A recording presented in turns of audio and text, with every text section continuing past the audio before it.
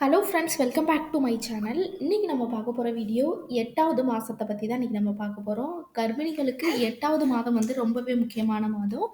8வது மாதத்தில் குழந்தையோட வளர்ச்சி எப்படி இருக்கும், குழந்தையோட எடை எவ்வளோ இருக்கணும், கர்ப்பிணிகளுக்கு என்ன மாதிரியான உடல் மாற்றங்கள் ஏற்படும், என்ன ஸ்கேன் வந்து நம்ம 8th மந்தில் நம்ம பார்க்கணும், எந்த மாதிரியான எக்ஸசைஸ்லாம் நம்ம பண்ண ஆரம்பிக்கலாம், எந்த மாதிரியான கஷாயங்கள்லாம் இந்த 8வது மாதத்தில் குடிக்க ஆரம்பிக்கலாம், அதை பற்றி தான் இந்த வீடியோவில் நம்ம பார்க்க போகிறோம். 8வது மாதத்தோட ஃபுல் டீட்டெயிலாக இந்த வீடியோவில் நம்ம பார்த்துடலாம். வீடியோவை ஸ்கிப் பண்ணாமல் முழுசாக பாருங்கள், அப்போ தான் உங்களால் எல்லாத்தையும் தெரிஞ்சுக்க முடியும். நம்மளோட சேனலை முதல் முறையாக பார்க்குறவங்களா இருந்தீங்கன்னா சப்ஸ்கிரைப் பண்ணிட்டு பாருங்கள், அப்போ தான் நான் போடுற யூஸ்ஃபுல்லான வீடியோ உங்களுக்கு நோட்டிஃபிகேஷனாக வரும். நார்மலாக 8வது மாதம் வந்து எந்த வாரத்தில் நம்மளுக்கு வரும்னு பார்த்தோன்னா 32வது வாரத்தில் இருந்து 35 வாரங்களை வந்து சொல்லுவாங்க. இதில் வந்து ஒரு சில நேரங்களில் ஒரு வாரங்கள் வந்து முன்ன பின்ன வந்து வரலாம். 31லேருந்து 36ன்னு கூட இதை வந்து சொல்லுவாங்க. அதனால் எந்த ப்ராப்ளமும் கிடையாது. 8வது மாதத்தில் நம்மளுக்கு குழந்தையோட எடை எவ்வளோ இருக்கும்னு நம்ம பார்த்தோன்னா 2.5 கிலோ வரைக்குமே குழந்தையோட எடை வந்து இருக்கலாம். இல்லை முன்ன பின்ன வந்து ஒரு 200 கிராம் ப்ளஸ் ஆர் மைனஸ் வரைக்குமே இருக்கலாம். ஒரு 200, 200 இல்லை 200 வரைக்குமே குழந்தையோட எடை வந்து இருக்கலாம்.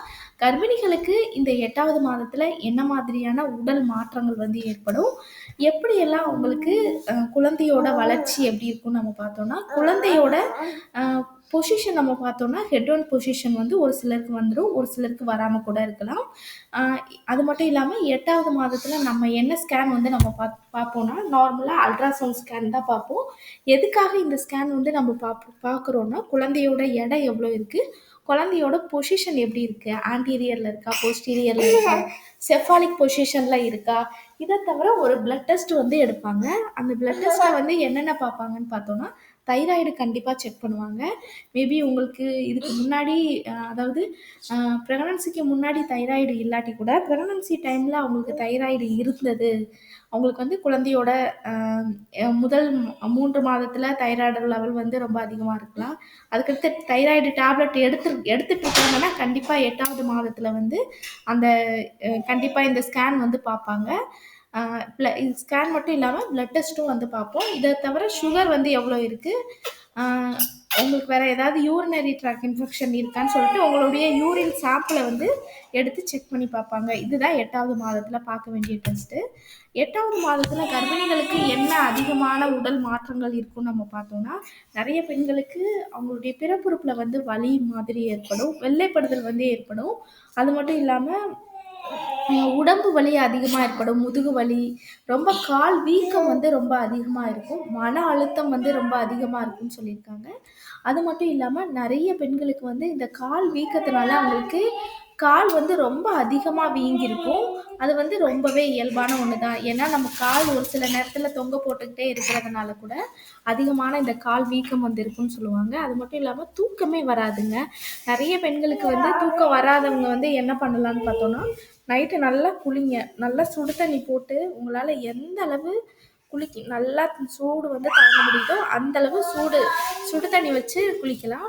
இந்த நேரத்தில் நம்ம விளக்கெண்ணெய் வந்து அப்ளை பண்ணிவிட்டு நம்ம குளிக்கும் பொழுது இன்னுமே ரொம்பவே நல்லதுன்னு சொல்லலாம். விளக்கெண்ணெய் நீங்கள் அப்ளை பண்ணி குளிக்கிறதுனால உங்களுக்கு அந்த இடுப்பெலும்புகள் வந்து ரொம்பவே நல்லாயிருக்கும். அது மட்டும் இல்லாமல் உங்களுக்கு அந்த பிறப்புறுப்பு வந்து ரொம்ப இறுக்கமாகவும் இருக்கும். அது வந்து நல்லா தளர்வடைகிறதுக்கும் இடுப்பெலும்புகள் வந்து குழந்தை நல்லா உள்ளே போகிறதுக்கும் இது ரொம்பவே ஹெல்ப் பண்ணும். நெக்ஸ்ட் நம்ம பார்த்தோன்னா வெரிகோஸ்ன்னு சொல்லுவாங்க. இந்த பிரச்சனையும் 8வது மாதத்தில் நிறைய பெண்களுக்கு வந்து அதிகமாக வரும். என்ன காரணம்னா நம்மளோட கர்ப்பப்பை அந்த விரிவடையும் பொழுது இந்த பிரச்சனை வந்து நம்ம உடம்புல வந்து நம்மளுடைய பெரிய நரம்புகள் வந்து உண்டாகும்.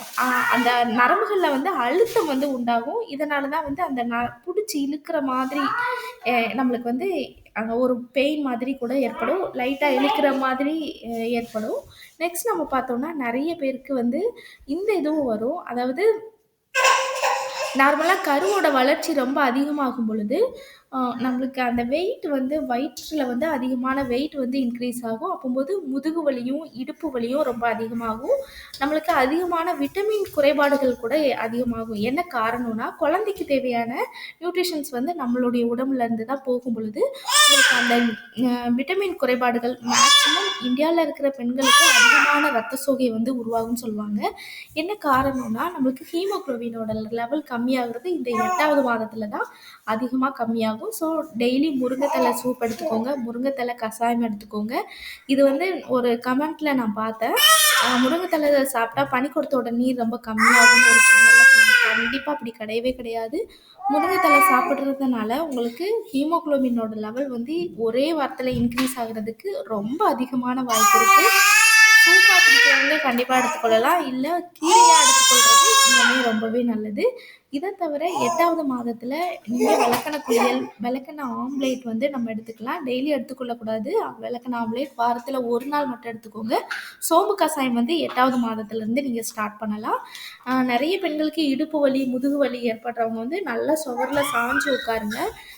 சேர்லயோ, கட்டில்லயோ உட்காராம கீழ கால் நீட்டி உட்கார்றது ரொம்பவே நல்லது.